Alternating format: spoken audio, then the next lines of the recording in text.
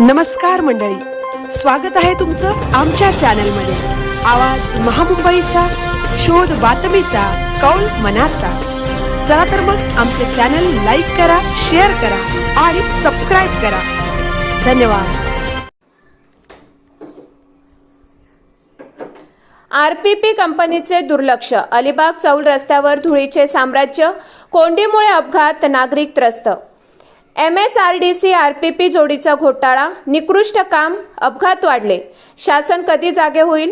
15 दिवसांचा खोटा आश्वास, धूळ डोंगर उभा, अपघात वाढले, पावसाळ्यात जीवितहानीचा धोका। आरपीपी कंपनीकडून अलिबाग चौल रस्त्याच्या रुंदीकरणाच्या कामामुळे सध्या या परिसरात धुळीचे प्रचंड साम्राज्य पसरले आहे। MSRDC आणि MSRDCच्या या प्रकल्पामुळे स्थानिक रहिवासी, प्रवासी आणि पर्यटक अक्षरशः त्रस्त झाले आहेत। नियमित पाण्याची फवारणी न केल्याने धुराळा नियंत्रणाबाहेर गेला असून श्वसनाचे आजार, डोळ्यांची जळजळ आणि अपघातांचे प्रमाण वाढले आहे। नागरिकांच्या आरोग्याला धोका, दिवसभर धुळीचे लोट उठत असल्यामुळे लहान मुले, ज्येष्ठ नागरिक आणि रस्त्यालगत राहणारे रहिवासी सर्वाधिक त्रस्त आहेत। सर्दी, खोकला, कफ, धाप लागणे यांसारख्या तक्रारी वाढल्या आहेत। कच्च्या रस्त्यांवर माती खडी टाकल्याने धुळीचे प्रमाण आणखीन गंभीर झाले आहे। अपघात आणि वाहतूक कोंडी, अनेक ठिकाणी रस्ते खोदून एकेरी वाहतूक सुरू असल्याने मोठी वाहतूक कोंडी होत आहे।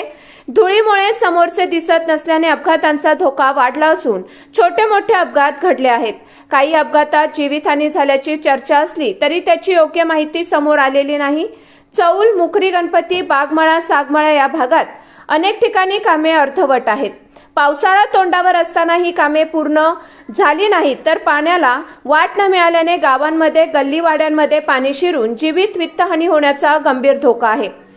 MSRDCचे वरिष्ठ अभियंता BK सिंग यांनी आरपीपी कंपनीच्या इन्चार्ज मारी यांच्याशी संपर्क साधून काम पूर्ण होण्याबाबत विचारणा केली। त्यावर 15 दिवसात काम पूर्ण होईल असे सांगितले गेले।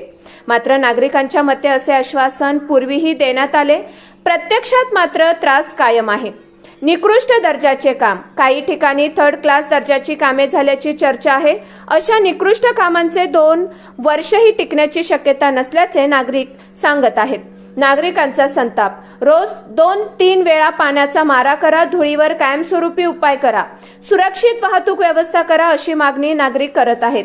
प्रशासन आणि ठेकेदारांच्या दुर्लक्षामुळे आरोग्य, सुरक्षितता आणि पर्यटन व्यवसाय धोक्यात आल्याचा आरोप होत आहे।